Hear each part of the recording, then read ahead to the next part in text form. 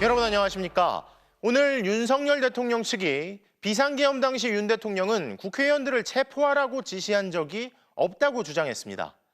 대통령은 그런 용어를 쓴 적이 없다고 들었다면서 대통령도 법률가인데 그랬겠느냐라는 식으로 말했는데요. 하지만 세상에는 자기 자리나 역할에 맞지 않는 일을 해서 문제가 되는 사람이 수두룩하죠.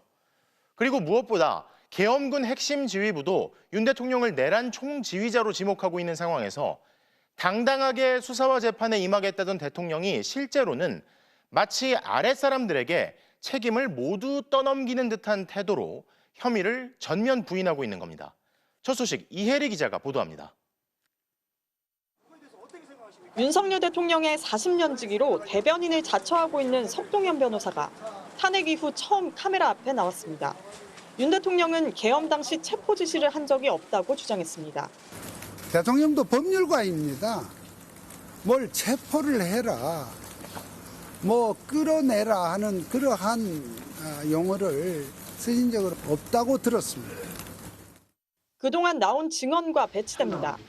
곽종근 전 특전사령관은 윤 대통령이 의결 정족수가 아직 안 채워진 것 같으니 빨리 문을 부수고 들어가서 안에 있는 인원을 끄집어내라고 지시했다고 말했고, 조지호 경찰청장은 경찰 조사에서 윤 대통령이 전화로 의원 체포 지시를 6차례 했다고 했고, 홍장원 전 국정원 1차장도 윤 대통령이 한 지시라며 폭로했습니다.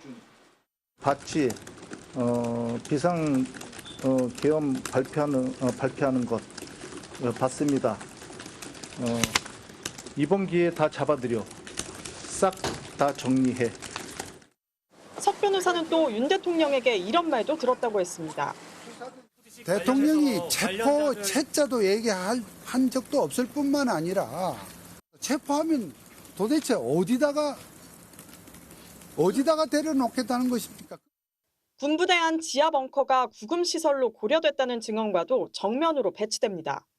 처음에 지시받기로는 B1 벙커 안에 구금할 수 있는 시설이 있는지 확인하라고 지시를 했고, 석 변호사는 경고용 계엄이라는 윤 대통령의 주장도 되풀이했습니다. 실무장하지 않은 그러한 상태의 군 300명 미만의 군인들이 그날 국회로 간 상황이었고요. 계엄 선포와 동시에 국회에 동원된 무장군인은 확인된 것만 700여 명에 이릅니다. 김현태 707 특임단장은 계엄 당일 1920발의 실탄을 가져갔다고 어제 검찰에 진술했습니다.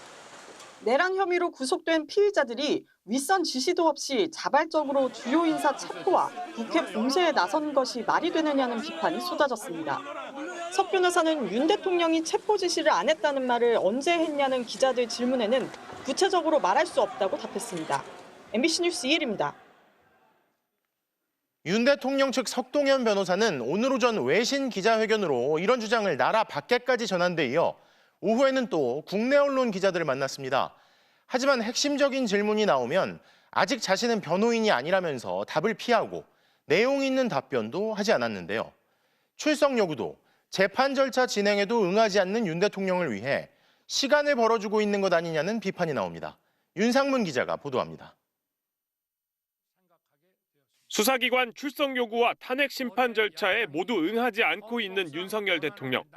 석동현 변호사에게 관련 질문이 쏟아졌습니다. 헌재에서 보내는 서류들 왜 수치 거부하시는지. 대통령과 변호인 단에서 나중에 정돈한 입장을 말씀을 드릴 것으로. 출석을 안 하면 수사 회피라는 비판이 있었고. 그 점도 대통령과 변론팀에서 말씀드릴 걸로 생각을 합니다. 윤 대통령에게 불리한 질문이 나오면 자신은 공식 변호인이 아니라는 답변을 되풀이했습니다. 그러면서 윤 대통령이 변호인단을 구성하는 중이라고 했습니다. 그런데 변호인단 구성에는 일주일, 그 이상도 될 수 있다고 했습니다. 시간 끌기라는 지적이 나옵니다. 선임계를 안 내고 있는 건 시간 끌기라는 지적이 있는데 어떻게 생각하세요? 시간 끌기는 야당에서 주로 해왔고요. 여러 가지 준비가 필요하지 않겠습니까? 이걸 시간 끌기라고 하는 것은 아직은 정말 그것 또한 너무나 성급한 평가다. 석 변호사는 최근 윤 대통령 얼굴도 봤다고 했습니다. 이번 기자회견은 자신이 요청했고 윤 대통령이 동의했다고 했습니다.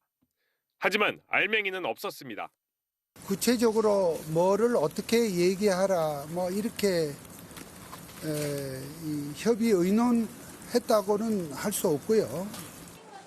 오늘 기자회견 자리에는 유튜버들도 대거 모였습니다. 계엄인데 그 내란 수계의 변호를 만든 게 쪽팔리지 않으십니까? 윤 대통령을 응원하는 목소리도 나왔습니다. 많은 국민들이 대통령님의 건강을 목소리하고 있습니다. 석 변호사는 탄핵 이후 최근 여론이 바뀌고 있다고 주장했습니다. 최근 극우 성향 유튜버들은 대통령은 내란을 저지르지 않았다는 내용의 컨텐츠를 집중적으로 올리고 있습니다. MBC 뉴스 윤상문입니다. 이런 가운데 검찰로부터 윤 대통령 내란 혐의 사건을 넘겨받은 고위공직자범죄수사처는 조만간 윤 대통령에게 2차 소환 통보를 하기로 했습니다. 다음 주쯤 공수처에 나오라고 할 걸로 보이는데 윤 대통령 측은 변호인단 구성이 되면 검토하겠다는 입장만 반복하며 또 시간을 끌고 있습니다. 김상훈 기자가 보도합니다. 윤석열 대통령 내란 혐의 사건을 이첩받기로 한 뒤 첫 출근길인 오동훈 공수처장. 질문에 아무 말도 하지 않았습니다. 소장님, 검찰 합동수사 제안 거절하고 윤석열 대통령 사건만 달라고 한 이유 뭡니까? 윤 대통령 출석 계속 거부할 경우 어떻게 하실 겁니까? 윤 대통령은 어제 출석해 조사받으라는 공수처의 1차 출석 요구에 응하지 않았습니다. 곧바로 2차 출석 요구서를 보낼 거라는 관측이 나왔지만 내일로 넘어가는 분위기입니다. 검찰과 협의할 게 많기 때문입니다. 윤석열 대통령 내란 혐의 사건을 넘겨받기로 했지만 검찰이 사건 기록을 정확히 언제 줄지, 전부 다 줄지 아직 정해지지 않았습니다. 그동안 수사 주도권은 검찰이 쥐고 있었습니다. 김용현 전 국방장관, 계엄사령관을 맡았던 육군참모총장, 특전사령관, 방첩사령관, 수도방위 사령관, 신병도 모두 검찰이 확보하고 있습니다. 윗선인 윤석열 대통령으로 수사를 좁혀가려면 검찰의 협조가 필수적입니다. 공수처의 수사 역량에도 여전히 의문부호가 찍힙니다. 현재 공수처의 윤 대통령 수사 인력은 50여 명, 100여 명의 검찰, 150여 명의 경찰과 비교해 턱없이 적습니다. 2021년 출범 이후 공수처가 구속한 피의자가 한 명도 없고 기소를 통해 유죄가 확정된 사건도 한 건도 없습니다. 윤 대통령이 인력과 수사 역량을 갖춘 검찰보다 공수처를 수월하게 볼 수 있다는 관측이 나오는 이유입니다. 공수처는 내일 윤 대통령에게 2차 출석 요구서를 보낼 걸로 보입니다. 공수처 측은 모든 인력을 이번 내란 사태 수사에 투입했다며 자신감을 나타냈지만 결국 검찰이 어느 정도 협조를 할 것인지가 윤 대통령 수사의 성패를 가릴 걸로 보입니다. MBC 뉴스 김상훈입니다. 검찰이 오늘 갑자기 경찰 국가수사본부에 대한 강제 수사에 나섰습니다. 그러면서 우종수 국가수사본부장의 휴대전화를 압수했는데요. 12.3 내란 사태 당시 체포조 활동에 대한 혐의를 조사하기 위한 거라는데 우 본부장은 강하게 반발하고 나섰습니다. 먼저 조희원 기자의 리포트 보시고 더 자세하게 짚어보겠습니다. 검찰 특별수사본부가 경찰청 국가수사본부 청사를 압수수색했습니다. 우종수 국가수사본부장과 윤승영 수사기획조정관 사무실에서 이들의 휴대전화를 압수했습니다. 동시에 강상문 서울 영등포 경찰서장을 불러 조사하고 역시 휴대전화를 압수했습니다. 또 다른 수사팀은 국방부 조사본부를 찾아 박헌수 조사본부장 등 국방부 관계자들의 휴대전화를 제출받았습니다. 검찰은 비상계엄 사태 당시 체포조를 운영한 혐의와 관련한 압수수색이라고 설명했습니다. 국가수사본부는 지난 3일 윤석열 대통령의 비상계엄 선포 이후 국군 방첩사령부 요청에 따라 우원식, 이재명, 한동훈 등 주요 정치인 체포조에 강력계 형사를 지원했다는 의혹을 받습니다.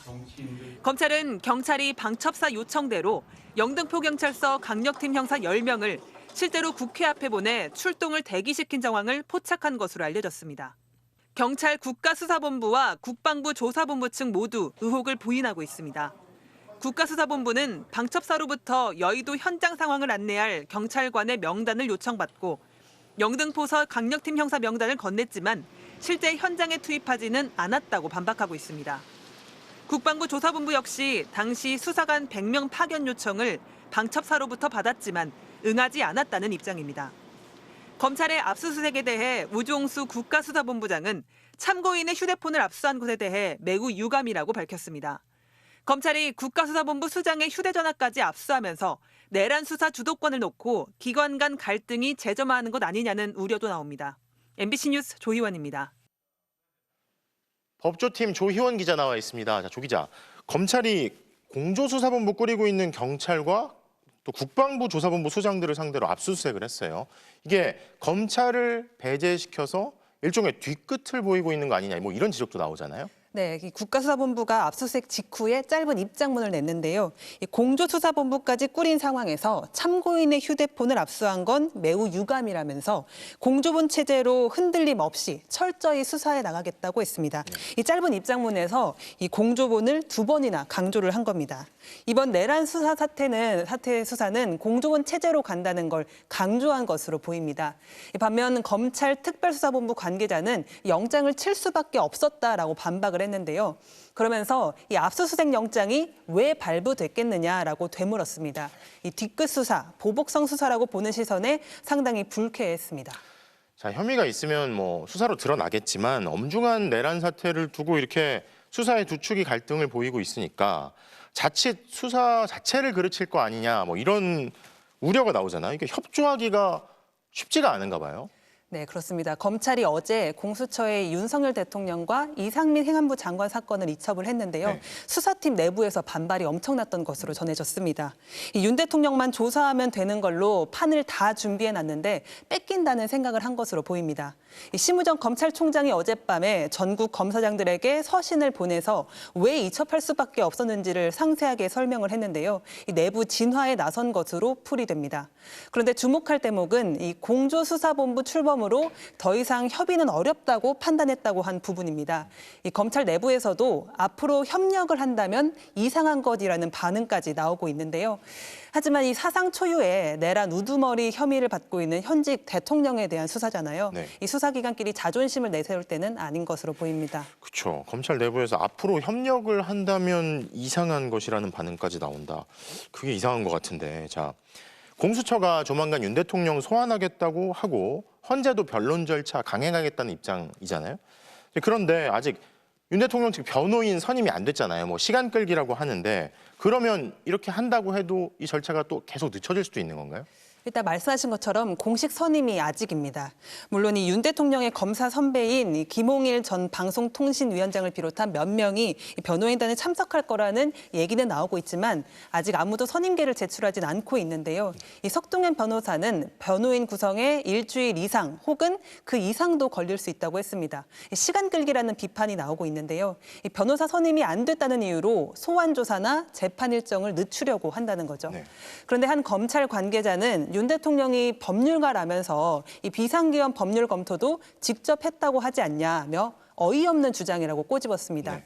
윤 대통령 측이 변호사 선임을 계속 미룬다고 하더라도 공수처나 헌재가 일정을 강행할 거라는 전망도 내놨습니다. 윤 대통령이 직접 당당하게 수사에 임하겠다고 했었는데 참 그와는 다른 행동들을 보이고 있네요. 자, 조희원 기자 잘 들었습니다.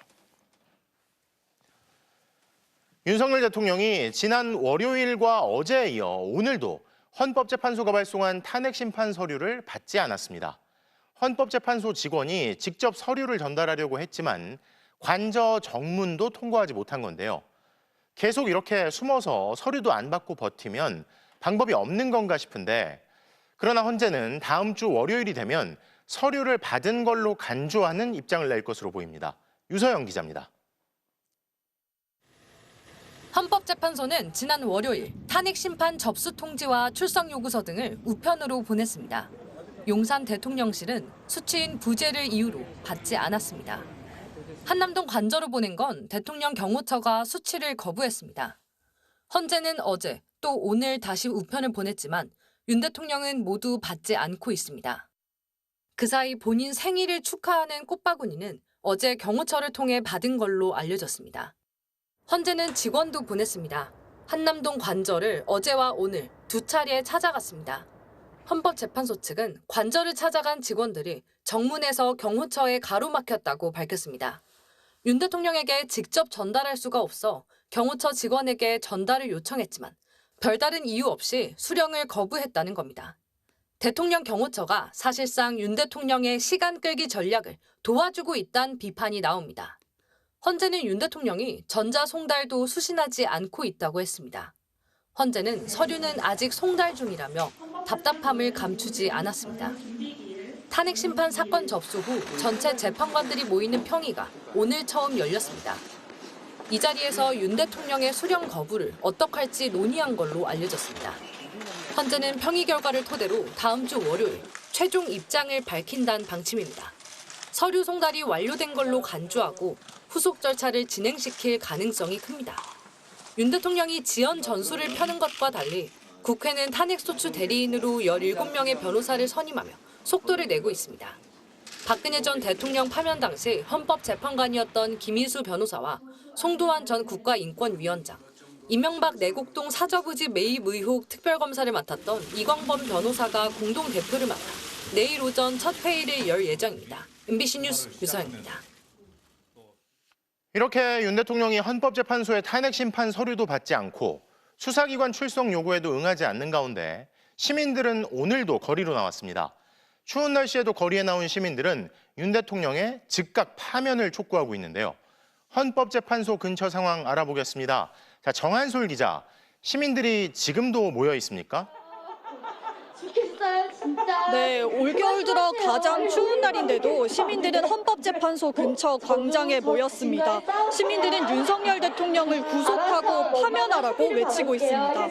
오늘 집회에도 탄핵 집회의 상징이 된 응원봉이 어김없이 등장했고 K-팝이 울려 퍼졌습니다. 집회 참가자들은 윤 대통령이 내란 수사 출석 요구에도 응하지 않아 수사를 지연시키고 헌법재판소 탄핵 심판 관련 서류도 거부하고 있다며 비판했습니다. 시민들 이야기 직접 들어보시죠. 왜 거부하는 겁니까? 당당하면 나와서 수사를 받아야죠. 파면될 때까지 저는 끝까지 큰 목소리를 높일 생각입니다. 지금 당장 경찰과 검찰이 조사를 받아야 되고 성실히 응해야 합니다. 윤석열 씨의 이런 파렴치 않은 행보에 너무 분노해서 거리로 나서게 됐습니다. 국민에게 총칼을 들이밀고 내란을 일으켜서요. 그 시간을 최대한 축소시킬 수 있도록 계속 집회 참여하면서 오늘 낮에는 헌법재판관 임명을 미루고 있는 국민의힘을 규탄하는 기자회견도 열렸습니다. 국민의힘이 당의 이익만을 추구하고 있다며 탄핵 절차에 협조하라고 촉구했습니다. 국민의 명령을 무시하고 탄핵 소추안을 방치하는 것은 민주주의에 대한 또 다른 도전이며 헌법 정신을 훼손하는 행위입니다. 한편 헌법재판소 앞에는 윤 대통령 지지자들이 보낸 탄핵 반대 화환도 놓였습니다. 첫 번째 분을 모시겠습니다. 주최 측은 탄핵을 인용할 때까지 매일 저녁 헌법재판소 앞에서 집회를 이어갈 예정입니다. 지금까지 헌법재판소 인근 광장에서 MBC 뉴스 정한솔입니다. 좋은 노래를 어떻게 부를까? 12.3 내란에 계엄군으로 전차 부대까지 동원하려 한 정황이 드러났습니다. 탱크, 즉 전차와 장갑차를 운용하는 부대인 육군 2기갑여단의 93회 여단장이 계엄 당일 오후부터 정보사령부 사무실에서 대기하고 있었던 사실이 밝혀진 건데요. 구 여단장은 12.3 내란의 기획자로 지목된 노상원 전 정보사령관의 지시로 이틀간의 휴가까지 내고 정보사에서 대기했는데 직속 상관에게는 휴가 보고도 하지 않았습니다. 조희형 기자가 취재했습니다. 비상계엄 선포를 앞둔 지난 3일 저녁, 경기 판교 국군 정보사령부 사무실에는 북파 공작원, HID 등 38명의 병력이 선관위 투입에 대비해 모여 있었습니다. 그런데 이곳에 93회 육군 제2기갑여단장이 따로 대기하고 있었던 사실이 드러났습니다. 검찰은 수사 과정에서 구 여단장의 정보사 방문 사실을 확인하고 소환 조사를 한 것으로 알려졌습니다. 관련 인원이 수사기관에서 최근에 조사를 받은 것으로 저도 알고 있는데 MBC 취재 결과 93회 여단장은 3일과 4일 이틀 휴가를 내고 계엄 당일 정보사령부 판교 사무실로 갔습니다. 휴가는 전날인 2일 미리 냈는데 상급 부대인 1군 단장에게는 보고도 하지 않은 것으로 확인됐습니다. 구 여단장은 검찰 조사에서 12.3 내란의 공동기획자로 지목된 노상원 전 정보사령관의 지시로 정보사 사무실로 갔다고 진술한 것으로 알려졌습니다. 제2기갑여단은 경기도 파주에 주둔해 서울과의 거리가 가장 가까운 기갑부대입니다. 이 때문에 계엄 반대 시위가 대규모로 확산될 경우 전차를 동원하기 위해 제2기갑여단장을 대기시킨 것이란 의혹이 제기되고 있습니다. 계엄 선포 이후 이 기갑여단에 대한 출동 지시는 없었지만 여단장은 휴가 중에도 병력 출동 명령을 내릴 수 있다고 육군 관계자는 밝혔습니다. 탱크 등 기갑여단이 이동한 정황이나 아니면 이동을 준비했던 정황이 실제 있었는지 궁금합니다. 그 외 별도로 병력이 출동하기 위해서 준비했던 것은 없습니다. 당시 정보사 사무실에는 93회 여단장 외에 방정환 국방부 정책차장도 함께 있었습니다. 방정환 차장은 민주당이 노상원 씨의 측근으로 지목하며 인사까지 챙겨줬다고 주장한 인물입니다. MBC 뉴스 조희영입니다. 그런데 탱크 부대장 93회 여단장은 자신은 비상계엄을 할 것도 몰랐고 뭘 할지도 몰랐다고 수사기관에서 진술한 것으로 전해졌습니다. 휴가를 내고 경기 북부 파주의 부대를 떠나 경기 남부 정보사 사무실까지 가놓고도 자신은 아무것도 몰랐다고 말한 건데요. 차마 입 밖으로 꺼낼 수도 없는 유혈 진압과 같은 최악의 상황까지 작정하고 있었기 때문일까요? 양소영 기자가 보도합니다. 93회 여단장은 자신은 비상계엄 선포를 몰랐다는 취지로 진술한 것으로 전해졌습니다. 예비역 정보사령관 노상원 씨가 몇 달 전부터 전화해 진급을 거론하며 장관이 내게 국방부 TF 임무를 맡기려 한다고 해왔는데 비상계엄 당일도 같은 이야기를 하며 판교 정보사 사무실로 가라고 했다는 겁니다. 하지만 그저 몰랐다기엔 석연치 않은 점이 많습니다. 12월 3일 구 여단장은 휴가를 내고 경기 파주 기갑여단을 떠나 판교 정보사 사무실로 갔습니다. 평상복 차림이었다고 합니다. 민간인 노 씨의 지시를 받고 자신의 부대와는 전혀 상관없는 정보사에 간 겁니다. 그런데도 뭘 할지도 모르고 그냥 갔다고 주장한 것으로 알려졌습니다. 구 여단장은 정보사 사무실에서 문상호 당시 정보사령관을 만났습니다. 노 씨와 함께 비상계엄 사태의 핵심 인물로 지목되는 문 전 사령관은 구 여단장의 육사 동기이기도 합니다. 이들 외에 정보사 사무실엔 또 한 사람이 있었습니다. 역시 휴가를 내고 정보사 사무실에 온 방정환 춘장, 김용현 전 국방부 장관의 최측근입니다. 그런데도 구 여단장은 한사코 자신은 아무것도 몰랐다는 듯 말하고 있는 겁니다. 이에 앞서 비상계엄 선포를 앞둔 12월 3일 국방 컨벤션 센터 오찬. 김용현 당시 장관이 국회가 국방 예산으로 장난질이라며 탱크로 확 밀어버리라는 취지의 발언을 했다고 민주당은 주장했습니다. 이런 정황 때문에 차마 입에 담기도 어려운 탱크와 장갑차까지 동원할 준비를 했던 것 아니냐는 의혹이 불거졌습니다. 시민과 군이 충돌해 대규모 유혈 사태 같은 참극이 발생하는 것까지도 감수하려 했는지는 수사를 통해 밝혀질 걸로 보입니다. MC 뉴스 양소연입니다. 육군 2기갑여단은 100여 대의 전차를 보유하고 서부 전선을 지키는 우리 군의 핵심 전력입니다. 이 부대를 동원하면 북한군이 도발할 경우 최전방이 무방비로 뚫릴 수밖에 없는데도 12.3 내란 주도 세력은 친위 쿠데타의 성공이 더 중요하다고 생각한 듯합니다. 이덕영 기자입니다. 육군 2기갑여단은 우리 군의 주력 전차인 K1A2 전차 100여 대를 보유하고 있습니다. 장갑차와 자주포 부대도 별도로 갖고 있습니다. 부대 위치는 서울과 인접한 파주. 전쟁 시 북한군의 남침을 저지하고 곧바로 북한을 향해 돌진하는 역할을 맡고 있습니다. 최전방을 지키는 핵심 부대인 겁니다. 6.25 때처럼 전차를 앞세워서 내려올 수 있는 적을 막기 위해서 일본 축선상에 기갑여단 하나를 배치합니다. 그게 2기갑여단이에요. 그런데도 12.3 내란 세력은 비상시 이 부대를 빼서 서울로 투입하려 계획한 걸로 보입니다. 만약 실제 부대 동원이 이루어졌다면 최전선이 북한의 무력 위협에 무방비로 노출되는 겁니다. 대북 강경 노선을 내세우며 철통 안보를 주장한 윤석열 대통령이 친위 쿠데타를 위해 오히려 극도의 안보 위험 상황을 조장한 셈입니다. 비상계엄이 실패로 끝나며 이 기갑여단이 동원되는 일은 일어나지 않았습니다. 하지만 실제로 이 기갑여단은 쿠데타에 이용됐던 적이 있습니다.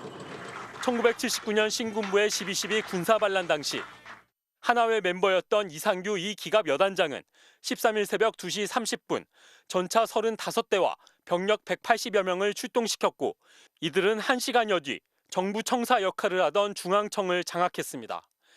45년 후 이런 역사가 다시 반복될 수 있었던 겁니다. 2017년 박근혜 정부 당시 작성된 기무사 계엄 문건에도 이 기갑여단은 계엄군 편성에 포함돼 있었습니다. 계엄 상황에서 동원하겠다는 겁니다. 이 때문에 철통 같은 안보를 강조했던 박근혜, 윤석열 정부 모두 전방을 비우고 서울로 군을 투입했던 전두환을 따라하려던 것 아니냐는 의혹이 나옵니다. MBC 뉴스 이덕영입니다. 12.3 내란 사태 당시 계엄군의 움직임은 속속 드러나고 있지만 당시 판교에서 대기하던 정보사령부 소속 북파 공작원들의 임무는 아직 뚜렷하게 확인되지 않고 있는데요.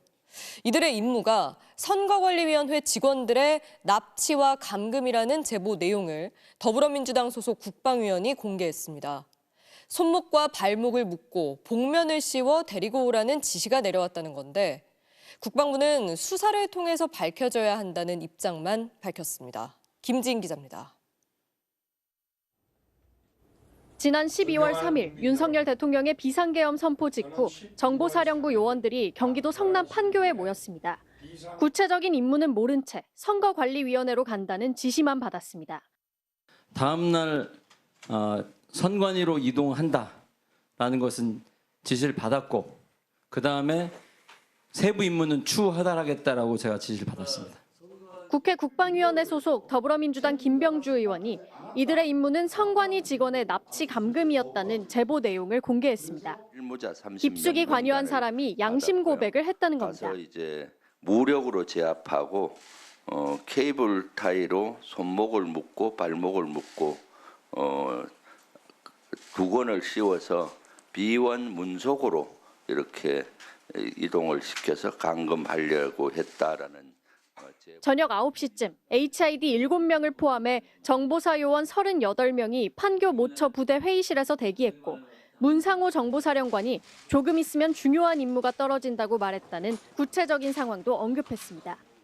이어 계엄 선포 직후 내일 아침 5시에 출발해 선관위에 5시 40분쯤 도착하면 출근하는 직원들을 납치하라며 납치 대상자 명단도 줬다는 겁니다. 20대가량의 민간 차량을 준비했고 감금했을 비원 벙커 격실 약 50곳을 확보하라는 임무도 있었다고 주장했습니다.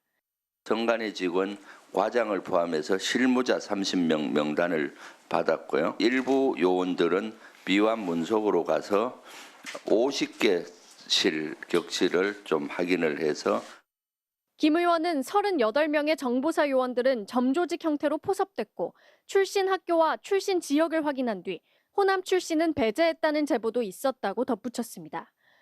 계엄의 밤 북파 공작원까지 동원한 이유는 아직 뚜렷하게 확인되지 않고 있습니다. 국방부는 향후 수사를 통해 밝혀져야 할 사안이라고만 밝혔습니다. MBC 뉴스 김지인입니다. 12월 3일 윤석열 대통령의 비상계엄 선포 직후 국회는 즉시 비상계엄 해제를 요구하며 일촉즉발의 상황을 막아냈습니다. 여당 국민의힘 의원은 108명 중 18명만 표결에 참여했고 여당의 혼선은 두고두고 논란이 되고 있는데요. 당시 상황이 생생하게 담긴 국민의힘 의원들 단체 대화방 내용을 살펴봤더니 집결 장소를 놓고 혼란이 생기자 의원들이 추경호 원내대표가 직접 말씀해달라고 요구했지만 이상하게도 추경호 당시 원내대표는 대화방에서 아무 답을 하지 않았습니다. 강현석 기자입니다. 지난 3일 밤 윤석열 대통령의 비상계엄 선포 직후 국민의힘 의원 108명이 참여한 단체 대화방. 첫 반응은 내일로 예정됐던 더불어민주당 규탄대회 일정에 대한 질문이었습니다. 이어 민주당이 바로 국회를 소집한다며 대응책을 묻거나 계엄으로 국회를 해산시키려는 거냐는 우려도 이어졌습니다. 의원총회 소집 요구도 이어졌는데 추경호 당시 원내대표는 40분이 지나서야 이 단체 대화방이 아닌 문자 메시지로 국회에서 비상의원 총회를 연다고 공지했습니다. 하지만 1분 뒤 국회 출입문이 폐쇄됐으니 당사로 모이자는 제안이 올라왔고 6분 만에 추 원내대표는 이번에도 대화방이 아닌 문자 메시지로 의총 장소를 바꿉니다. 비상계엄 선포 약 1시간 뒤인 11시 24분. 현역 의원이 아니어서 이 대화방에 참여 못한 한동훈 전 대표는 즉시 계엄을 해제해야 한다. 민주당은 담을 넘어서 국회에 들어간다고 전했습니다. 한 대표께서 이제 국회로 가자 해서 이제 그분들과 같이 갈 때 갔습니다. 우리 당 의원도 한 10수명이 있었고. 추 원내대표도 국회로 모이자고 이번에도 문자를 통해 공지했는데 의원들은 장소를 되묻거나 국회가 통제된 상황을 공유하며 어떻게 들어갈 수 있는지 묻는 대화가 오가며 혼란이 계속됩니다. 0시 3분 추 원내대표는 이번에도 문자로 국회가 통제됐다며 의총 장소를 다시 당사로 바꿉니다. 대화방에 집결 장소를 명확히 해달라, 추 대표가 직접 말씀해달라는 글이 여러 건 올라왔지만 추 원내대표는 대화방엔 답이 없었습니다. 결국 계엄군이 국회 본청에 진입했고 국회 주변을 시민들이 에워싸면서 의원들이 국회로 들어갈 수 없다, 자신은 당사로 왔다는 대화가 이어집니다. 군인들이 총을 들고 국회에 진입했다, 원내대표실 잊지 말고 본 회의장으로 와달라는 요청도 올라왔지만 추 원내대표는 아무런 답을 안 한 채 원내대표실을 지키며 표결에 불참했습니다. 추 원내대표는 앞서 의원총회 혼선에 대해 이미 국회가 봉쇄돼 벌어진 일이며 표결에 불참한 건 자신의 판단이었다고 밝힌 바 있습니다. 왜 대화방에 글을 남기지 않았는지 묻는 질문에 추경호 전 원내대표 측은 당시 의원들과 충분히 소통하면서 문자도 발송하고 있었다면서 대화방에 글을 안 적었다고 비판하는 건 억지라고 주장했습니다. MBC 뉴스 강윤서입니다. 이날 비상계엄 선포 직후 야당인 더불어민주당 의원들의 단체방 대화 내용도 입수했습니다. 윤석열 대통령 담화가 끝나기 전 국회로 모여야 한다는 의견이 나왔고 발표 13분 뒤 국회로 집결해달라는 원내대표의 지침이 떨어졌습니다. 나세훈 기자입니다. 지난 3일 윤석열 대통령 긴급 담화가 끝나기 1분 전인 밤 10시 27분 천준호 전략기획위원장이 가장 먼저 계엄 선포 사실을 알립니다. 곧바로 지금 국회로 모여야 한다고 적었습니다. 나중에 천 의원은 계엄 상황을 미리 생각해봤고 국회 의결밖에 방법이 없다는 걸 알고 있었다고 했습니다. 다른 의원들도 단체 대화방에 일단 모두 국회로 와야 하지 않겠냐, 바로 국회로 모여야 한다고 각자 의견을 남겼습니다. 약 10분 사이 의원 25명이 차례로 국회 본청에 모이자 국회로 가겠다고 적었습니다. 법률가 출신인 재선 의원은 국회가 제적 의원 과반수 찬성으로 계엄 해제를 요구할 수 있다는 헌법 조항을 공유했습니다. 윤 대통령의 계엄 선포 13분 뒤인 밤 10시 41분 박찬대 원내대표가 첫 지침을 내립니다. 긴급 상황이다. 모두 국회로 집결해달라는 것. 모두 잡히지 않게 하라는 말을 덧붙였습니다.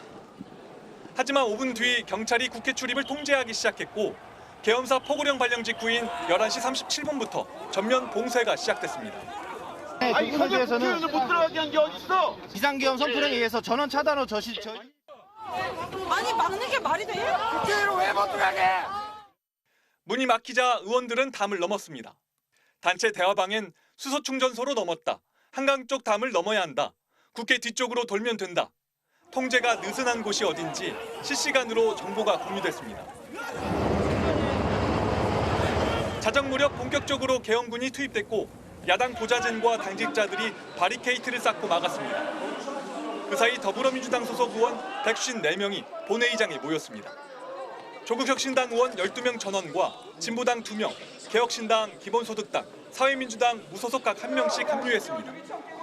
계엄 이튿날인 0시 28분, 국민의힘 의원 18명을 포함해 본회의장에 모인 이들 의원 190명은 만장일치로 비상계엄 해제 요구 결의안을 가결했습니다. MBC 뉴스 나세웅입니다. 윤석열 대통령은 비상계엄 선포의 이유 중 하나라며 야당이 원전 예산을 대폭 삭감했기 때문이라고 주장했는데 이 주장도 거짓말이었습니다. 국회에 나온 산업통상자원부 장관이 원전 수출 지원 예산을 깎아버렸다는 대통령의 말은 전혀 사실이 아니라고 한 건데요. 이렇듯 국회에선 비상계엄의 진상을 밝히려는 질의가 이어지고 있지만 국민의힘 의원들은 상임위에 대거 불참하는 등 대통령을 감싸는 태도를 지속하고 있습니다. 지윤수 기자입니다. 지난 12일 탄핵소추안 2차 표결을 앞두고 윤석열 대통령은 비상계엄이 정당했다고 거듭 주장했습니다. 원전 생태계 지원 예산을 삭감하고 체코 원전 수출 지원 예산은 무려 90%를 깎아버렸습니다. 계엄 선포의 이유 중 하나로 야당이 원전 예산을 대거 삭감했다고 주장했는데 정작 국회에 나온 주무부처 장관은 전혀 사실이 아닌 거짓이라고 밝혔습니다. 체코 원전 수출 지원 예산 무려 90% 깎아버렸다. 이게 사실입니까? 아닙니다. 한 푼도 깎은 것 없죠? 그렇습니다. 상임위마다 비상계엄 상황에 대한 현안 질의가 진행 중인데 여당은 비협조적인 분위기입니다. 국민의힘 나경원 의원은 돌연 비상계엄 당시 야당 지지자들 때문에 국회에 못 들어왔다고 주장했다가 야당의 거센 반발을 샀습니다. 국회에 경내로 들어오려고 했을 때 이미 민주당 지지자들로 국회가 모두 포위되었습니다. 국회 운영위는 대통령실과 경호처를 상대로 현안 질의를 진행하려 했지만 정진석 비서실장 등 증인들은 물론 국민의힘 의원들도 불참하며 무산됐습니다. 환경노동위에서도 김문수 고용노동부 장관과 국민의힘 의원들이 나타나지 않았습니다. 여당 임시사령탑을 맡은 권성동 원내대표는 헌법재판관이 탄핵 소추를 전원 기각하면 탄핵을 추진한 국회의원을 직권남용으로 처벌하자는 법안까지 제안하고 나섰습니다. 입법 독재를 막고 상권 분립의 원칙을 지키기 위해서라도 정쟁적인 탄핵안 남발에 대한 처벌 규정은 반드시 필요합니다. 국회 권한을 스스로 제한하겠다는 건데 민주당은 내란범들을 탄핵하지 말라는 거냐고 일축했습니다. 여당 내에서도 108명이 사과해야 된다. 새 비대위원장이 석고대죄해야 한다는 목소리는 나오지만 정작 의정활동 현장의 여당 태도는 사뭇 달라 보입니다. MBC 뉴스 지은수입니다. 앞서 보신 것처럼 국민의힘에선 소위 윤핵관 인사들 중심으로 내란 수괴로 지목된 윤 대통령을 감싸고 있는데요. 이런 가운데 검찰이 윤 대통령 부부의 비선으로 알려진 건진법사 전성배 씨가 윤핵관 윤한홍 의원에게 부탁해 공천을 줄 수 있다며 지방선거 예비 후보자들에게 돈을 요구했다는 진술을 확보한 걸로 확인됐습니다. 하지만 윤한홍 의원은 건진법사와 개인적인 친분은 있지만 전혀 모르는 일이라고 부인하고 있습니다. 손구민 기자의 단독 보도입니다. 포승줄에 묶인 채 마스크를 쓴 건진법사 전성배 씨는 쏟아지는 질문에도 입을 굳게 닫았습니다. 정치자금 왜 받았습니까? 받은 정치자금 어떻게 했습니까? 윤석열 대통령, 김건희 여사와의 관계에 대해서도 아무 말을 하지 않았습니다. 대통령 부부와 친분 과시에서 이권 개입했다는 의혹 받는데요. 하실 수 없으세요? 전 씨는 2018년 지방선거를 앞두고 국민의힘 전신인 자유한국당 소속 경북 영천시장 예비 후보자들에게 공천을 빌미로 1억 원가량을 챙긴 혐의를 받고 있습니다. 검찰은 전 씨가 윤한홍 의원에게 부탁해 공천을 줄 수 있다는 취지로 돈을 요구했다는 진술을 확보한 것으로 확인됐습니다. 경남 창원이 지역구인 윤한홍 의원은 2018년 지방선거 당시 자유한국당 조직 부총장을 맡았습니다. 공교롭게도 건진법사가 친분을 과시한 윤석열 대통령의 최측근 윤핵관으로 불리고 대통령직 인수위원회에서도 활동했습니다. 검찰은 전 씨를 상대로 윤 의원에게 돈을 건네고 공천을 청탁했는지 등을 물었지만 전 씨는 일단 윤 의원에게 한 푼도 건넨 적이 없다고 부인한 것으로 전해졌습니다. 윤 의원은 이에 대해 MBC와의 통화에서 2018년 당시 전 씨와의 개인적인 친분이 있었던 건 맞는다고 인정했습니다. 다만 전 씨가 돈을 받은 건 전혀 모르는 일로 제 이름을 팔고 다닌 것 같다며 전 씨가 건진법사라는 것도 지난 대선 때 알게 됐다고 설명했습니다. 앞서 전 씨는 영장 심사에서 검찰이 나를 구속해 이 사건 말고 다른 사건들을 꺼내려 한다고 말한 것으로 전해졌습니다. 검찰은 일단 전 씨의 휴대전화 3대와 태블릿 PC 1대를 압수해 통화 기록 등을 집중 분석하고 있습니다. 향후 전성배 씨의 휴대전화 분석 결과와 진술에 따라서 건진법사 의혹 역시 여권 핵심부를 향해 빠르게 번져갈 수 있습니다. MBC 뉴스 손구민입니다. 이렇게 윤핵관에게도 칼끝을 향하고 있는 검찰이 윤 대통령과 김건희 여사의 공천 개입 의혹 수사에도 속도를 내고 있습니다. 앞서 명태균 씨의 변호인은 김영선 좀 해줘라라고 윤 대통령이 명 씨에게 말하는 20초짜리 통화 녹취가 전체 통화 녹음 중 일부일 뿐이라고 말했는데요. 이 말대로 해당 통화에서 실제 두 사람의 대화는 1분 40초 분량이 더 있었고 검찰이 이 파일 전체를 확보한 겁니다. 윤 대통령이 공천 과정에서 어떤 역할을 했는지, 또 윤 대통령과 명 씨 사이에 누가 더 있었는지를 밝힐 결정적인 단서가 될지에 관심이 쏠립니다. 박솔립 기자의 단독 보도입니다. 지금까지 명태균 씨와 윤석열 대통령의 통화 녹음은 민주당이 공개한 게 유일합니다. 지난 2022년 5월 9일 윤 대통령이 취임을 하루 앞둔 날 통화입니다.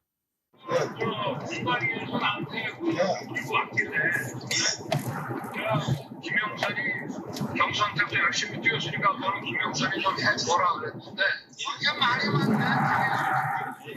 진짜 평생을 잊지 않겠습니다. 고맙습니다. 예. 분량은 20초.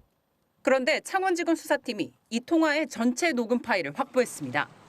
명 씨가 지난주 이미 제출한 휴대폰에서 찾아낸 겁니다. 전체 분량은 2분가량. 앞서 명 씨 변호인은 그동안 공개되지 않았던 부분에 윤상현 의원 이름이 나온다고 했습니다. 그 실명이 누굽니까? 윤상현입니다. 윤상현 당시 공관위원장에게 내가 이렇게 지시를 하겠다라고 이야기를 한다라는 겁니까? 네, 그렇습니다. 김영선 전 의원은 이 통화 이튿날 창원 의창지역구 국민의힘 공천을 받았습니다. 육성까지 나왔지만 대통령실은 그저 좋게 이야기한 것뿐이라며 공천 개입 의혹을 부인했고 윤상현 의원은 윤 대통령 부부의 전화를 받은 적 없다는 입장을 고수하고 있습니다. 검찰은 명 씨와 윤 대통령의 통화가 이뤄진 날 김건희 여사와 명 씨의 통화 녹음도 확보했습니다. 또 이날 말고도 명 씨가 윤 대통령과 김 여사와 통화한 녹음 파일은 더 나온 것으로 알려졌습니다. 명 씨는 윤 대통령 부부 이외에도 여권의 유력 정치인들과 친분이 두텁다고 주장해왔습니다. 명 씨 변호인은 명 씨가 제출한 휴대전화 세대와 USB에서 지금까지 나온 파일이 통화 녹음과 카톡 메시지 등 15만 5천여 개라고 했습니다. 검찰 포렌식 작업이 아직 20%도 진행되지 않은 것으로 알려져 결과에 따라 정치권에 큰 충격을 줄 수도 있어 보입니다. MBC 뉴스 박솔립입니다. 지난 토요일 탄핵 촉구 집회를 빅데이터로 분석해봤더니 최소 42만 명에 달하는 시민들이 여의도 국회 앞에 모였던 것으로 나타났습니다. 20, 30대 여성의 참여가 많았고 특히 10대 청소년의 참여가 크게 늘었는데요.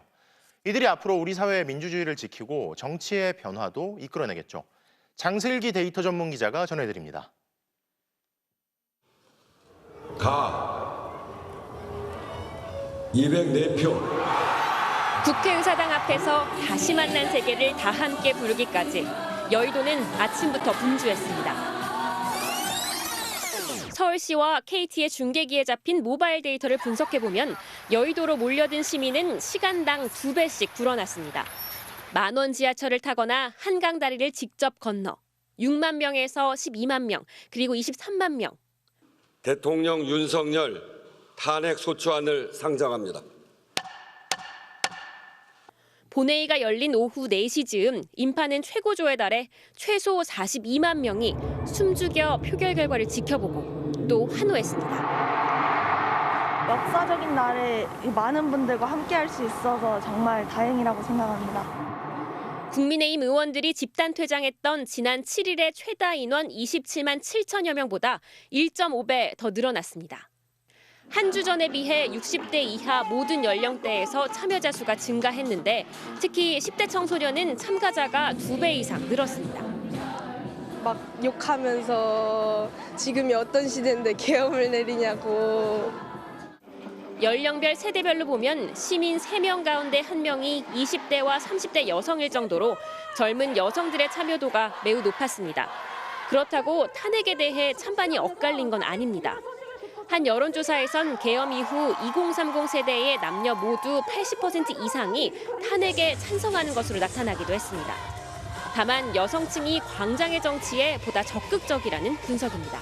탄핵 찬반에 대해서는 남녀 간의 차이가 거의 좁혀지는 그런 변화가 있었죠. 정치와 제도에 대한 불신이 커지면서 광장의 정치에 대한 참여의 굉장히 적극적이고 계엄 선포부터 탄핵안 가결까지 260시간. 여의도는 세대와 남녀를 뛰어넘은 뜨거운 분노와 희망의 광장이었습니다. MBC 뉴스 장슬기입니다. 한덕수 대통령 권한대행이 양곡관리법 등 6개 법안에 대해 거부권을 행사했습니다. 거부권 행사 사유로는 국민의힘의 논리를 사실상 그대로 들었는데요. 이제 관심의 초점은 올해 말까지 내란 특검법과 김건희 여사 특검법에 대해서도 거부권을 행사할지 여부로 쏠립니다. 구승은 기자가 보도합니다. 한덕수 대통령 권한대행이 윤석열 대통령의 직무정지로 권한대행을 맡은 지 닷새 만에 처음으로 제2요구권, 즉 거부권을 행사했습니다. 대상은 양곡관리법 등 농업4법과 국회법, 국회 증언감정법 개정안까지 모두 6개 법안입니다. 국가적으로 매우 엄중한 상황에서 과연 어떠한 선택이 책임 있는 정부의 자세인지 대통령 권한 대행으로서 고민과 숙고를 거듭했습니다. 6개 법안 모두 지난달 말 여당 국민의힘의 반대 속에 야당 주도로 국회를 통과한 법안들인데 한 권한대행은 거부권 행사 이유로 사실상 여당 논리를 그대로 제시했습니다. 정부가 쌀을 의무적으로 매입하도록 한 양곡관리법은 쌀값 하락을 더욱 심화시키고 재정 부담을 가중시킬 것이라고 주장했습니다. 국회 증인 출석 요구를 거부할 수 없도록 한 국회 증언감정법은 신체의 자유를 침해하고 기업의 핵심 기술과 영업 비밀이 유출될 우려가 크다며 여당 주장을 그대로 반복했습니다.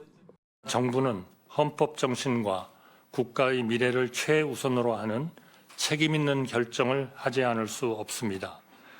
대통령 권한대행이 거부권을 행사한 건 지난 2004년 노무현 전 대통령 탄핵 소추 당시 고건 전 총리 이후 두 번째입니다. 정부는 지난 12일 국회를 통과한 내란 특검법과 네 번째 김건희 여사 특검법 처리를 앞두고 있습니다. 법안을 공포할지 거부권을 행사할지 결정할 처리 시한은 내년 1월 1일입니다. 총리실은 헌법과 법률에 부합하는지 기준을 갖고 검토할 계획이라는 원론적 입장만 거듭 밝히고 있습니다. 총리실은 한편 윤 대통령에 대한 강제 수사가 대통령 경호처의 거부로 무산된 상황에 대해 한덕수 권한대행이 지시한 바 없고 법과 절차에 따라 이뤄질 것이라는 입장만을 밝혔습니다. MBC 뉴스 구수웅입니다. 한덕수 대통령 권한대행의 오늘 거부권 행사를 두고 민주당은 내란 숙의 윤석열의 꼭두각시가 되려는 거냐며 강하게 반발했습니다. 반면 국민의힘은 대한민국의 미래를 위한 당연한 결정이었다는 입장을 냈는데요. 신수아 기자가 보도합니다. 더불어민주당은 한덕수 대통령 권한대행이 내란의 꼭두각시, 내란 권한대행이 되려 하느냐고 몰아세웠습니다. 거부권 행사는 국민의 뜻이 아니라 내란 숙의 윤석열의 뜻을 따르겠다는 선언입니다. 국회 입법권을 명백히 침해한 거라고도 했습니다. 민주당과 다른 야당에선 한덕수 권한대행은 태도만 공손한 윤석열 대통령이라며 즉시 탄핵해야 한다는 주장도 나왔습니다. 내란 공범 윤석열 방탄대행인 한덕수 총리에 대해 즉각 탄핵 소추를 할 것을 촉구합니다. 야권의 시선은 앞으로 남은 2개의 특검법에 쏠려 있습니다. 한 권한대행을 탄핵하란 목소리가 크지만 김건희 특검법과 내란 일반 특검법 그리고 헌법재판관 임명을 어떻게 처리하는지 지켜보겠다는 겁니다. 이른바 레드라인을 정해놓고 넘지 말라는 엄중 경고를 보냈습니다. 김건희 특검법, 내란 특검법도 조속히 공포하십시오. 시간 끌기는 그 의도를 의심할 수밖에 없음을 경고합니다. 국민의힘은 한덕수 권한대행의 거부권 행사가 대한민국 미래를 위한 당연한 결정이었다며 환영한다는 입장을 밝혔습니다. 그러면서 민주당의 탄핵 으름장을 그만 놓으라고 촉구했습니다. 민주당은 대통령 권한대행에게 탄핵으로 으름장 놓는 폭력적인 협박 정치를 당장 중단하길 바랍니다. 여야가 한덕수 권한대행을 양쪽에서 압박하는 모양새입니다. 하지만 윤석열 대통령이 탄핵 심판대에 세워지고 김건희 여사 논란에 대한 국민 여론도 극히 악화된 상황에서 권한대행인 한 총리가 윤 대통령 부부를 각각 겨눈 특검법까지 거부권을 행사하기는 어려울 거란 게 정치권의 대체적인 전망입니다. MBC 뉴스 신수아입니다. 쌍방울그룹에서 뇌물을 받고 대북 송금에 공모한 혐의로 구속 기소된 이화영 전 경기도 평화부지사에 대해 항소심에서도 유죄가 인정됐습니다. 형량은 7년 8개월로 1심보다 다소 낮아졌는데 쌍방울의 대북 송금이 이재명 당시 경기도지사의 방북 비용을 대납한 것이라는 판단은 그대로 유지됐습니다. 고병찬 기자입니다. 이화영 전 경기도 평화부지사의 쌍방울그룹 대북송금 공모 혐의가 항소심에서도 그대로 유죄 판결을 받았습니다. 1심에서 쌍방울이 북에 보낸 걸로 인정한 394만 달러를 항소심도 이화영 전 부지사와 공모한 불법 자금으로 그대로 인정했습니다. 당시 경기도지사였던 이재명 민주당 대표의 방북비 명목 230만 달러와 스마트팜 사업비 164만 달러 모두 불법 자금으로 판단한 겁니다. 또 이 전 부지사가 쌍방울로부터 4년 동안 법인카드와 차량을 받는 등 정치자금과 뇌물 3억 2천여만 원을 받은 점도 인정됐습니다. 재판부는 또 이 전 부지사 측이 제기했던 이른바 연호회 술파티 등 검찰 회유 주장도 인정하지 않았습니다. 다만 형량은 1심에서 선고된 징역 9년 6개월보다 1년 10개월 줄어든 7년 8개월에 벌금 2억 5천만 원을 선고했습니다. 재판부는 공무원 업무 집행의 공정성과 사회 신뢰를 저버리는 중대한 범죄라면서도 스마트팜은 인도적 지원 사업, 남북 간 평화 조성을 위한 협력 사업 추진이라는 정책적 목적도 있었다고 양형 이유를 밝혔습니다. 이 전 부지사 측은 기소 자체가 불법이라고 반발하면서 상고를 검토하겠다는 입장입니다. 유무죄를 다툴 사건은 아니라고 봐요. 무슨 의미냐면 기소 자체가 불법이다라고 봅니다. 공범들 검사실에다 몰아놓고 술 먹이고 음식 먹여서 받아낸 진술이 어떻게 적법한 진술일 수 있고. 항소심에서도 쌍방울의 경기도지사 방북비 대납이 인정되면서 이재명 민주당 대표의 재판에도 영향이 불가피해 보입니다. 검찰은 지난 6월 이재명 대표를 이 전 부지사와 공모한 혐의로 기소했는데 이 대표는 이 전 부지사의 1심 재판을 맡았던 재판부라 불공평한 재판을 할 염려가 있다며 지난 13일 기피 신청을 낸 상태입니다. 국민의힘은 이번 판결이 사필 규정이라며 이재명 대표가 사법방해 꼼수를 부리지 말고 신속히 재판을 받으라고 촉구했고 민주당은 별도의 입장을 내지 않았습니다. MBC 뉴스 고병찬입니다. MBC 대주주인 방송문화진흥회 권태선 이사장을 해임한 방송통신위원회 처분을 취소하라는 법원의 1심 판결이 나왔습니다. 방통위는 MBC 관리감독에 소홀했다, 부당 노동 행위를 방치했다며 해임 사유를 10가지나 제시했지만 법원은 이를 모두 받아들이지 않았습니다. 특히 권 이사장이 감사원 감사를 방해하고 지연시켰다는 방통위 주장을 조목조목 반박하며 정당한 해임 사유가 될 수 없다고 못 박았습니다. 이용주 기자가 보도합니다. 재작년 11월 9일 대통령실은 동남아 순방 이틀을 앞두고 MBC 기자의 전용기 탑승을 배제했습니다. 비판 언론을 향한 보복이란 비난이 거셌고 2주 뒤 친정권 보수단체는 MBC 대주주 방송문화진흥회에 대한 국민 감사를 감사원에 청구했습니다. 방문진이 MBC 관리감독을 소홀히 해 방만경영을 방치했다는 이유였습니다. 넉 달 뒤 감사원이 방문진 감사에 나섰고 이 과정에서 법적 감사 대상이 아닌 MBC에도 자료 제출을 압박하면서 표적 감사 논란이 일었습니다. 실질 감사가 끝난 지 불과 사흘 만에 방송통신위원회는 감사 결과도 없이 권태선 이사장을 해임했습니다. 자료를 감추고 관리감독기관인 MBC의 자료를 대신 제출하지 않는 등 감사를 방해했다는 게 해임 사유 중 하나였습니다. 하지만 법원의 판단은 달랐습니다. 권 이사장의 해임 취소 소송을 맡은 서울행정법원은 방문진이 내지 않은 자료는 국민감사와 무관한 것이어서 제출 의무가 없다고 봤습니다.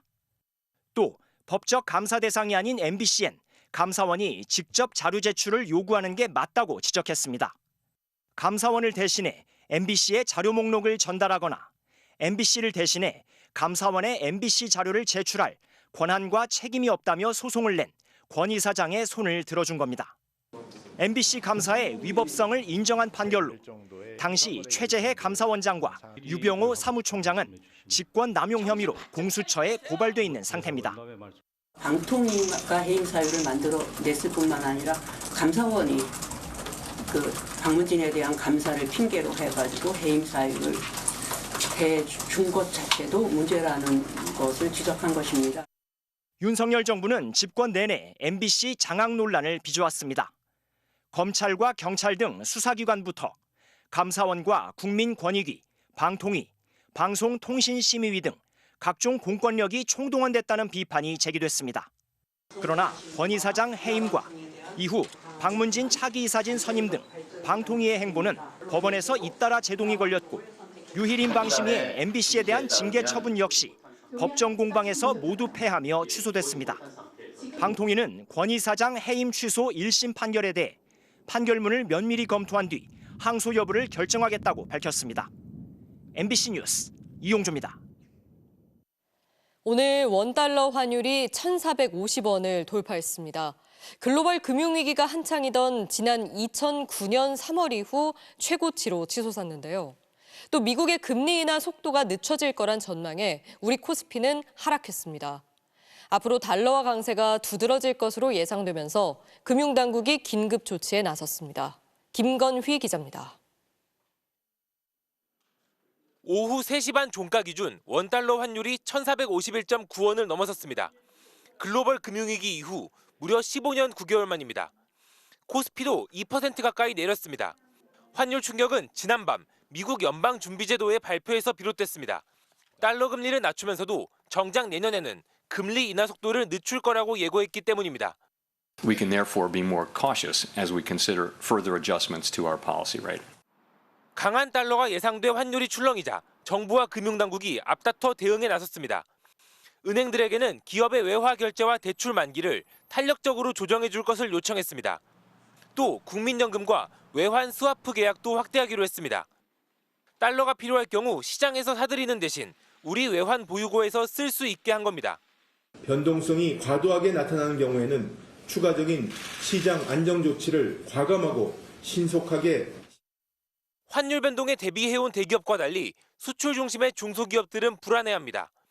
수입 물가가 올라 원가를 감당할 수 없기 때문입니다. 환율이 한 10% 이상 뛰는 거지 않습니까? 국내의 구매자들이 가격이 10% 이상 오르면 구매가 불가능해지죠. 환율 급등의 또 다른 문제는 정부가 돈을 풀기 어려워진다는 겁니다. 침체된 내수를 살리기 위해 재정을 투입하거나 금리를 낮춰야 하는데 자칫 원화 가치만 더 떨어뜨릴 수도 있습니다. 여기에 이른바 관세 폭탄을 예고한 트럼프 2기 행정부 출범도 변수입니다. 트럼프의 관세 부과라든지 이런 것들이 여전히 불안한 심리를 자극하고 있기 때문에 한국의 주식시장이 여기서 반등을 주기에도 쉽지가 않은 그런 상태. 환율이 1,500원대까지 오를 수 있다는 우려마저 나오자 정부는 외환수급 개선 방안을 내년 경제정책 방향에 담기로 했습니다. MBC 뉴스 김건희입니다. 회사 재직 여부 등을 따져 지급하는 조건부 상여금이 통상임금에 해당한다는 대법원 판결이 나왔습니다. 통상임금은 근로자 수당과 퇴직금 산정의 기준이 되는데 임금의 고정성이 없으면 통상임금으로 볼 수 없다던 앞선 대법원 판결을 뒤집은 건데요. 노동계는 환영 입장을, 경영계는 경영 악화가 우려된다는 입장을 밝혔습니다. 박소희 기자입니다. 대법원 전원 합의체는 한화생명보험과 현대자동차 전 현직 근로자들이 회사를 상대로 낸 임금 청구 소송의 상고심에서 원고 일부 승소로 판결한 원심을 확정했습니다. 쟁점은 조건부 상여금이 통상임금에 포함되는지였습니다. 사측은 고정성이 없는 급여는 통상임금에 포함되지 않는다고 한 지난 2013년 대법원 판례를 내세웠지만 대법원의 이번 판단은 달랐습니다. 지급일 기준 재직자여야 하거나 특정 일수 이상 근무를 하는 등의 조건을 만족할 때만 상여금을 준다고 하더라도 이를 이유로 상여금을 통상임금에서 제해서는 안 된다는 겁니다. 그러면서 통상임금의 고정성 기준을 폐기하는 것으로 판시했습니다. 고정성 개념은 통상임금에 관한 정의 규정인 근로기준법 시행령 제6조 제1항을 비롯한 근로관계 법령 어디에도 근거가 없습니다. 통상임금은 각종 수당과 퇴직금의 산정 기준이 되기 때문에 근로자의 소득이 늘어나는 효과가 기대됩니다. 다 이제 통상임금에 포함시켜서 앞으로는 이제 그렇게 이제 노동자들이 그런 권리를 이제 우리가 이제 찾게 되는 거죠. 노동계는 올바른 판단이라며 환영 입장을 내놨습니다. 늦었지만 어쨌든 이제 근로기준법이 온전하게 제대로 판결이 나온 것이다. 경영계는 즉각 반발했습니다. 통상임금에 조건부 정기상여금이 포함되면 기업들이 연간 6조 8천억 원의 추가 비용을 부담하게 될 거라고 주장했습니다. 사법부에 대한 신뢰 문제와 통상임금 증가에 따른 기업 부담, 대중소기업 간 임금 격차가 심화될 것입니다. 대법원은 법적 안정성을 위해 새로운 통상임금 법리는 선고일 이후 산정하는 것부터 적용하기로 했습니다. MBC 뉴스 박소희입니다. MBC 경제팀의 차주혁, 조희명, 김건휘, 정혜인 기자가 단독 보도한 쿠팡 블랙리스트 16,450명이 민주언론시민연합에서 선정한 2024년 올해의 좋은 보도상을 수상했습니다. 심사위원단은 해당 보도가 플랫폼 노동자들의 인권을 탄압하고 언론 자유를 침해한 쿠팡의 중대 범죄를 폭로함으로써 거대 자본 권력의 경종을 울린 탐사 보도의 모범 사례라고 평가했습니다. 유독가스가 새어나오는 배관을 보수하던 현대제철소 노동자가 숨졌습니다. 10수년 된 노후 배관을 패치와 본드 등으로 임시 보수하다 숨진 건데요. 노동자들은 배관을 교체해달라는 요청을 사측이 묵살했다며 땜질식 처방에 노동자들만 목숨을 잃는다고 비판했습니다. 윤소영 기자입니다. 공장 바깥으로 길게 뻗은 노란색 배관, 철을 녹일 때 나오는 일산화탄소 등 유독가스가 흐르는 통로입니다. 지난 12일 이 배관을 홀로 점검하던 50대 노동자가 쓰러진 채 발견돼 병원으로 옮겨졌지만 숨졌습니다.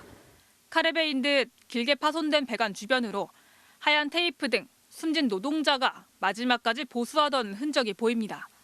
노동자들은 지난달 중순부터 이미 이 배관에서 가스가 새기 시작했다고 말합니다.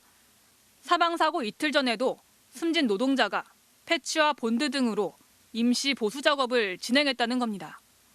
14년 그 이상 된 걸로 알고 있는데 그때 당시에 건설한 이후로 한 번도 교체된 적이 없고요. 일산화탄소가 50%가 넘습니다. 일회 흡입 시에도 사망이나 기절, 구토까지. 사고를 당한 지점은 지난달에도 유독가스 농도가 정상치의 20배에 달했다는 지적이 나왔습니다. 담당 부서에선 노후된 배관을 교체해달라고 요청했지만 사측에선 비용 등 문제로 내년 상반기에 교체가 가능하다고 답한 것으로 전해졌습니다. 현대제철 노조 측은 특히 사측이 사고 원인에 대해 배관 문제 대신 숨진 노동자의 과실에 더 초점을 맞추고 있다고 비판했습니다. 또 하스 측에서 대응은 이 마스크를 유독가스를 흡입하고 착용했을지 아니면 먼저 착용했을지는 확인 조사를 거쳐봐야 알 수 있다. 현대제철은 회사 차원에서 안전에 대한 경각심을 높이고 있다며 안전제도 보완을 통해 사고 재발 방지에 최선을 다하겠다고 밝혔습니다. 이번 사고를 포함해 지난 2010년 이후 현대제철 공장에서 가스 누출 사고로 숨지거나 부상을 입은 노동자는 63명입니다. MBC 뉴스 윤소영입니다.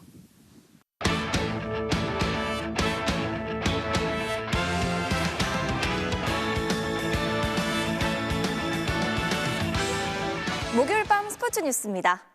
정몽규 대한축구협회장이 기자회견을 갖고 4선 연임 도전을 공식 선언했습니다.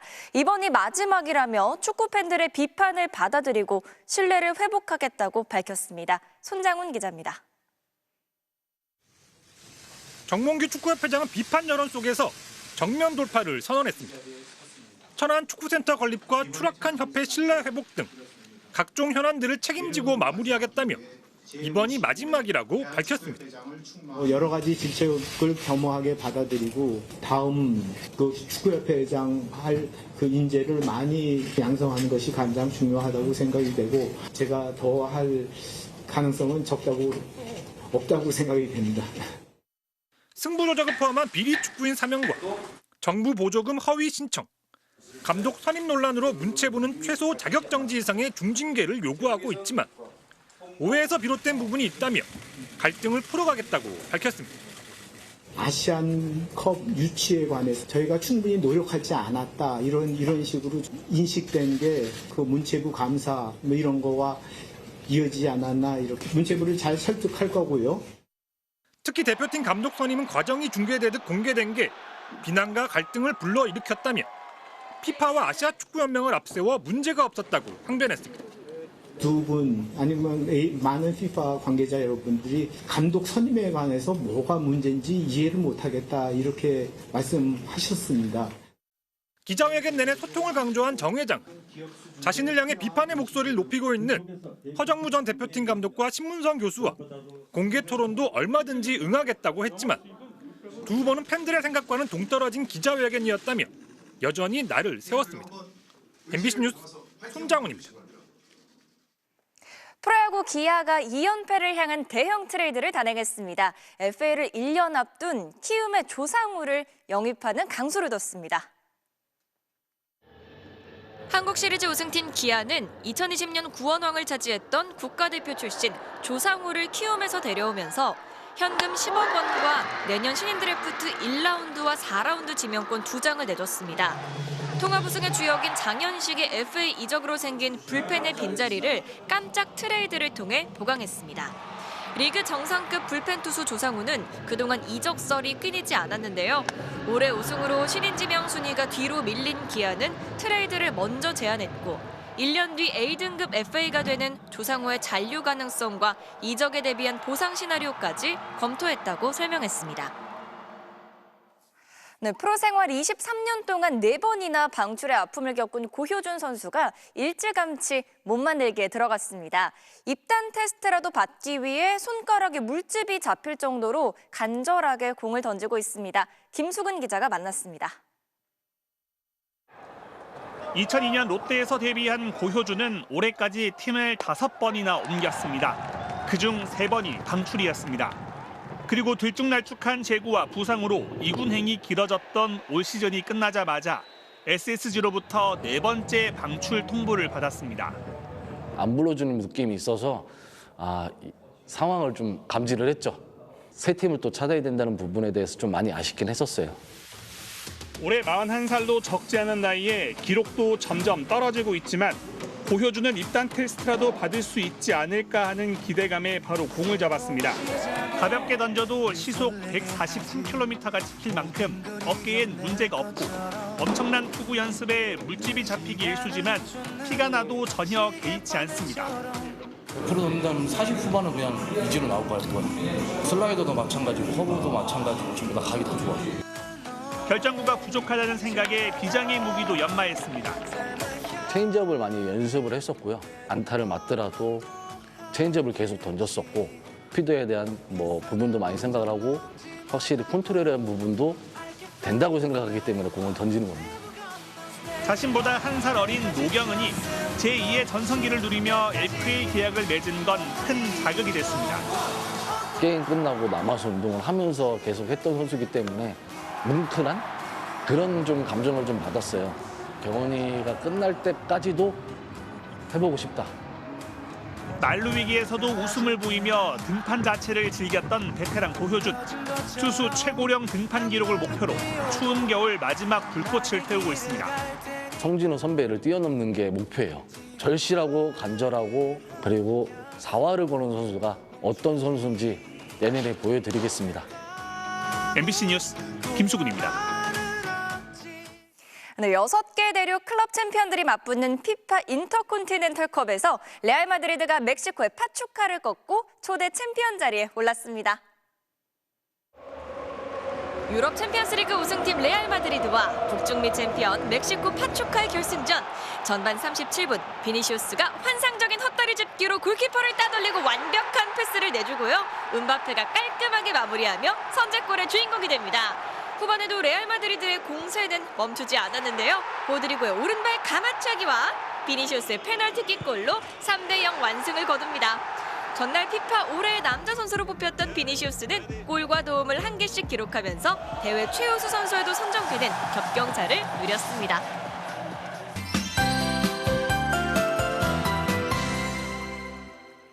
올해 마지막 절기 동지를 코앞에 두고 매서운 한파가 찾아왔습니다. 이것은 오늘 서울의 모습입니다. 서울의 아침 기온이 영하 6.7도까지 떨어지면서 이렇게 얼음이 두껍게 얼어붙었고 흐르는 물은 고드름으로 변했습니다. 이번 추위는 내일과 모레 반짝 누그러질 텐데요. 하지만 이제는 많은 눈에 대한 대비가 필요하겠습니다. 이 왼쪽은 지난 11월 폭설로 인해 특별 재난 지역으로 지정된 곳이고요. 오른쪽은 동짓날 예상 적설입니다. 강원 중남부 내륙과 산지, 전북 동부에 최고 10cm, 경기 남동부와 충북 북부에 최고 8cm, 서울 등 그 밖의 수도권에도 1에서 5cm가량의 눈이 예상되는데요.